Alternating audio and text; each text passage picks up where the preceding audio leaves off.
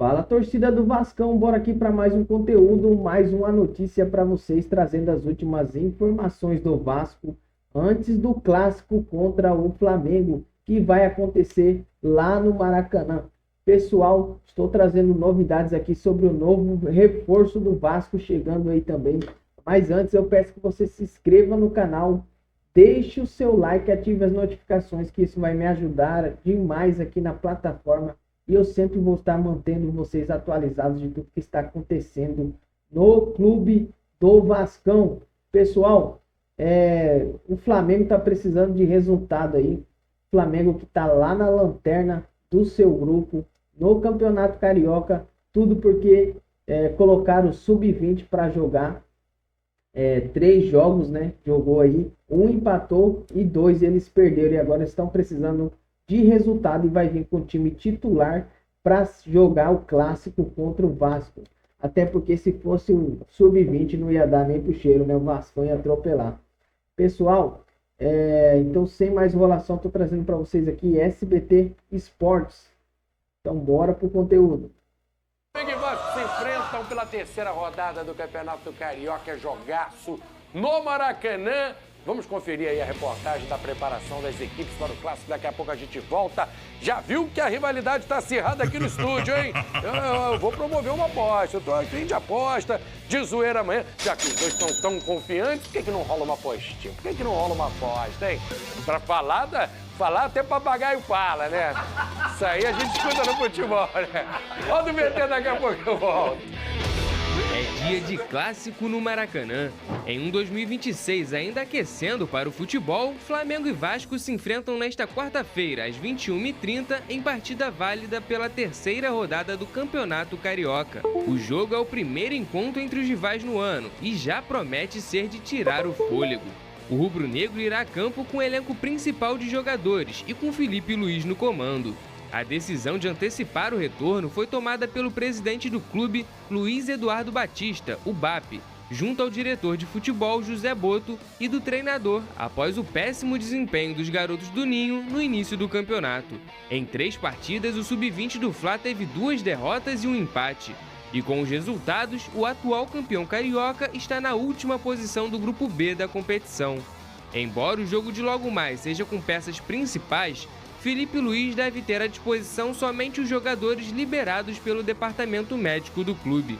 Em relação aos reforços já anunciados para a temporada, o zagueiro Vitão e o goleiro Andrel. Os dois serão apresentados para a torcida antes da partida começar.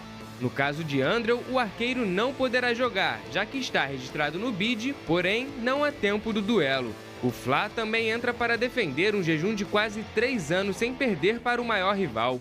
A expectativa é que o torcedor rubro-negro compareça para apoiar durante os 90 minutos.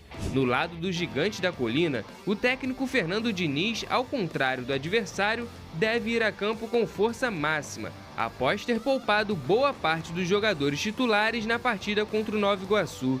Diante das negociações com o Bournemouth da Inglaterra estarem avançadas, Ryan não joga contra o Flamengo nesta noite de quarta. GB deve ser o titular no ataque do Cruz Maltino para a batalha. O Vasco é o segundo colocado do Grupo A, com 4 pontos e busca quebrar o tabu que já dura 12 jogos sem vencer o Flamengo.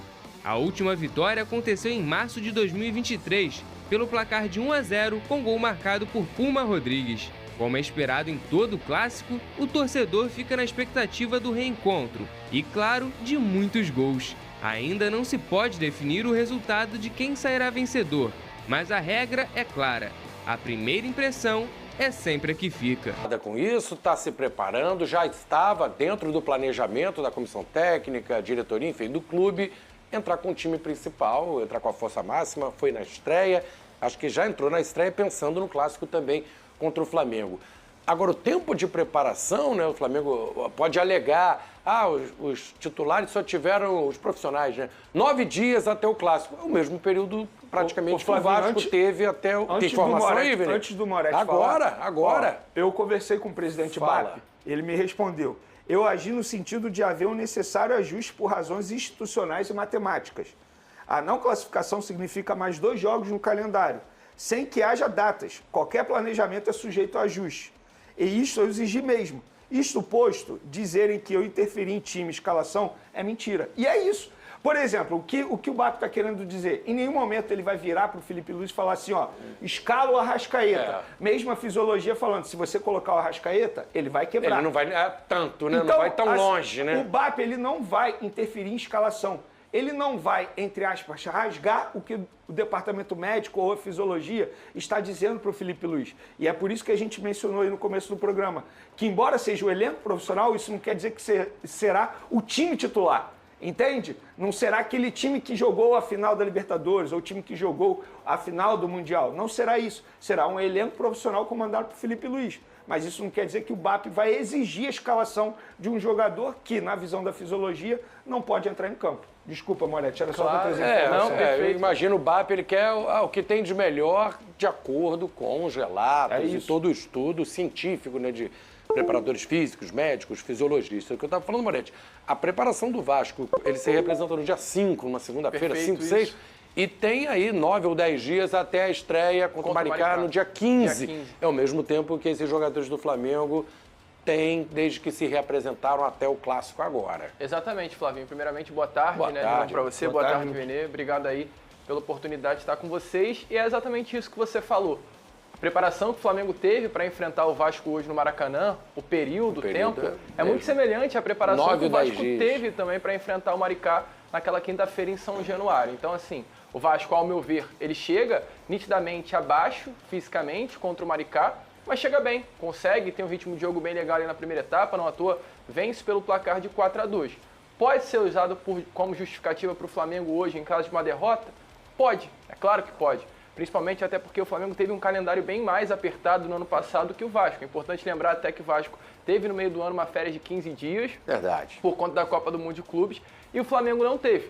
Só que clássico é clássico. A torcida no final, Flávio, ela não quer saber... Isso fica no esquecimento. Um já tinha jogado uma partida, o outro era o primeiro da temporada daqui a 3, 4 anos, ninguém lembra disso. Exatamente. E é importante, né? Porque se a gente olha para um Flamengo e vê que o Flamengo ele muda o planejamento por conta desse início de Campeonato Carioca, é legal a gente olhar para o lado do Vasco e ver também que o Vasco não mudou o planejamento em nenhum momento. Até eu vi muita gente falando sobre a possibilidade de uma mudança do Vasco ao ver que o Flamengo iria entrar com o time sub-20, que era uma informação que tínhamos até ontem à tarde. E o Vasco em nenhum momento demonstrou esse desejo de mudar por conta do Flamengo planejamento. Segue o que foi combinado. Se o Flamengo vai para o sub-20, vamos manter o planejamento e vamos com o time principal. E é isso que vai acontecer. Ontem até, assim como no Flamengo, né, o dia do Vasco foi muito agitado também por conta de toda essa situação envolvendo o Ryan. A gente vai comentar já sobre isso, né? A torcida muito dividida com a ausência do Ryan no Clássico. De fato, Ryan não vai estar presente hoje. Infelizmente, é uma ausência muito grande que o Vasco sofre, mas mesmo assim eu creio que o Vasco tem total capacidade aí, com a ausência do Ryan, com a presença de outros jogadores, de fazer um jogo bem legal hoje à noite contra o Flamengo. Expectativa grande aí para a torcida, Flavinho. Pensar nas escalações, né? Mais fácil lado do Vasco, que a gente já tem uma ideia. Vene, esse é um exercício difícil aí para eu colocar para você, arriscar quem pode jogar, o time, fica complicado. Pelo histórico, a gente imagina jogadores que têm mais cuidados, né? Arrascaeta, Jorginho. Você acredita que dificilmente eles vão começar jogando? Dificilmente vai ser realmente aquele time que o torcedor considera o titular? Não dá para cravar, mas vai no teu feeling, na tua opinião. O que você imagina desse time que começa? Vamos lá, Flavinho, foi o que você falou. Se eu falar que qualquer escalação seria um exercício de adivinhação. Mais uma questão. Mas eu vou trazer teu conhecimento aqui e teu histórico, opinião em cima de fatos. Certo. Vamos voltar um pouco no passado, em 2024. O primeiro semestre de La Cruz foi um semestre muito bom. Mas por quê? Porque ele jogou praticamente todas as partidas, inclusive do Campeonato Estadual. Chegou no segundo semestre, o que aconteceu? Caiu de produção. Caiu até hoje, nunca mais foi o mesmo de La Cruz. 2025, a gente trata como a melhor temporada da história do Arrascaeta, da carreira do Arrascaeta. E o que aconteceu? No primeiro semestre, ele foi preservado em vários jogos do Campeonato Carioca. Pouco jogou no Campeonato Carioca. Quando deu continuidade na temporada, o que aconteceu? Ele voou. Então, em cima disso, eu acho o seguinte, 2 jogadores que eu não colocaria, porque a gente sabe pelo histórico físico, né? Jorginho e Arrascaeta. Eu não botaria esses 2 em campo. O De La Cruz é outro jogador que eu também não colocaria. Eu começaria, por exemplo, com Emerson Royal na lateral direita. Eu começaria com Ayrton Lucas na lateral esquerda. A minha dupla de zaga, eu manteria o Iago Eu acho que não tem nenhum problema você manter o Iago. Não foi um jogador que foi muito mal. Acho que, pelo contrário, um jogador que tem potencial. No gol, eu manteria o Léo Nanete. Eu acho que é um bom goleiro, inclusive, um goleiro que o torcedor rubro-negro tem que ficar de olho. No meio de campo, eu começaria com um Alan, um Everton Araújo. Acho que são 2 jogadores. Inclusive, o Alan nem foi para o Mundial. Então, embora ele tenha tido o mesmo período de férias, mas, teoricamente, ele está à disposição, digamos assim. O Carrascal, de repente, mais ele jovem. Daria o Carrascal, de repente. No ataque, o Michael, acho que o Michael ele tem que justificar, inclusive, o alto custo que o Flamengo tem com ele atualmente, que é cerca de 1,5 milhão por mês. Então, eu não vejo motivo para você não colocar o Michael. Bota para jogar. O Pedro, de repente, seja um jogador que possa estar à disposição, porque foi um jogador que voltou de lesão e voltou, inclusive, antes das férias. No dia 9 ele já estava... Não tem um desgaste, a situação diferente dele, exatamente. Né? Pegar eu tenho certeza que o Pedro quer mostrar serviço. Ele quer pegar ritmo, acelerar a recuperação. Pensando em seleção brasileira, de repente, é a última oportunidade de ele ser convocado pelo técnico Carlo Ancelotti. Então, esses jogadores, eu acho que eu colocaria. Óbvio, eu não tenho todos os dados da fisiologia, eu não tenho todos os dados e acesso que o Felipe Luiz tem, que a comissão técnica tem.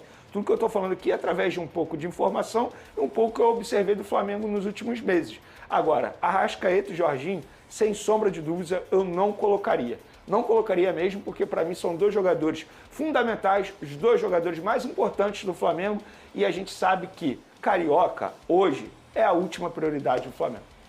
O Vasco deve jogar o mesmo time, o Vini trouxe a informação do GB. Quem que você pensa que entra em campo aí? Dá para escalar esses 11, Moretti? Não, com certeza, Flavinho. Até porque é importante lembrar que o Vasco entra contra a equipe do Maricá na estreia do Campeonato Carioca com a mesma escalação, a não ser ali o retorno do Lucas Piton na lateral esquerda, que entrou na final da Copa do Brasil contra o Corinthians. Então, foi. O Ryan começou aquele jogo, né? Renan começou o jogo contra o Maricá, exatamente. Então o Diniz tem ali na cabeça dele uma escalação titular para essa temporada de 2026, pelo menos nesse primeiro momento antes da chegada dos reforços, né? No caso, Léo Jardim no gol, a dupla de zaga com o Cuesta e ao lado dele o Robert Renan, na esquerda o Lucas Piton, já cumpriu suspensão no final de semana, né? Contra a equipe do Nova Iguaçu, volta à titularidade.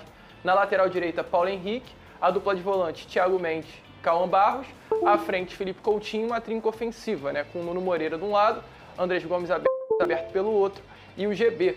Eu tenho de informação, o Vene até trouxe ontem que o GB treinou no time titular, mas ainda não está completamente certa a presença dele ali não, tá? Quem pode jogar porque ali? O David, que estava né? nesse processo de saída, né? Se confirmou aí. Também até atua como centroavante. Exatamente. O Diniz gosta muito do David, tá, Flávio? Isso é uma informação. O Diniz gosta muito das características do David, inclusive até em outros times por onde passou o Diniz já até tentou levar o David, então é um jogador que o Diniz gosta. E há essa possibilidade, mesmo até o GB treinando ontem como titular, resolvendo essa situação da permanência do David aparecer ali como esse 9 hoje na partida contra o Flamengo, tá? É isso aí, torcida do Vascão. Ainda quero deixar com vocês mais uma notícia aqui do reforço que está chegando para o Vasco. Brenner se despede do Udinese e é esperado no Rio nos próximos dias para acertar com o Vasco. Brenner é do Vasco, o atacante se despediu agora da Udinese. O jogador chega nos próximos dias no Rio de Janeiro para assinar o contrato e se apresentar no Vasco. É isso aí, pessoal. Tá chegando novo reforço do Vasco aí para 2026. Próximos dias aí vai estar no Rio para assinar com o Vasco e se apresentar no clube. Show de bola, o Vascão que ano passado teve algumas crises aí, mas conseguiu dar a volta por cima e conseguiu ainda fazer uma reta final assim de campeonato impressionante. Ainda foi finalista na Copa do Brasil. Foi surpreendente a reviravolta que aconteceu no Vasco. E é isso que nós esperamos esse ano ainda no Vasco. Pessoal, muito obrigado por ter assistido até o final do vídeo. Mais uma vez eu peço que você se inscreva no canal, deixe o seu like e ative as notificações. Muito obrigado e até o próximo conteúdo.